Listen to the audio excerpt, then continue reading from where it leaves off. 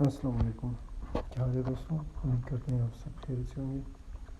اچھا، اب تک آپ لوگوں نے یہ خبر تو پڑھی ہوگی، اس کو پورا ایک دن گزر گیا جو پاکستان کے پرائم منسٹر شہباز شریف مدینہ میں گئے مسجد نبوی میں، اور پھر بہت لوگوں نے مسجد نبوی کی بے حرمتی کی اور نعرے بازی لگائی۔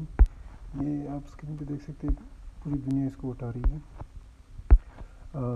پولیٹیکل نظریے سے اس کو ابھی نہیں دیکھتے، وہ الگ ٹاپک ہے، لیکن جو بے حرمتی انہوں نے مسجد نبوی کی کیونکہ کیسے چیخ و پکار کر سکتے ہو رسول اللہ صلی اللہ علیہ وسلم جہاں پہ تشریف فرما ہے، ٹھیک ہے؟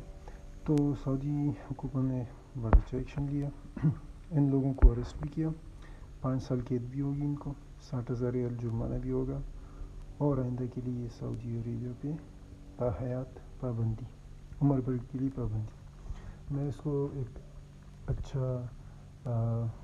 اچھا قدم مانتا ہوں، کیونکہ چاہے کچھ بھی ہو، چاہے جو بھی ہو، مسجد نبوی کی بے حرمتی بالکل ناگوار ہے۔ دیکھنے کے لیے شکریہ۔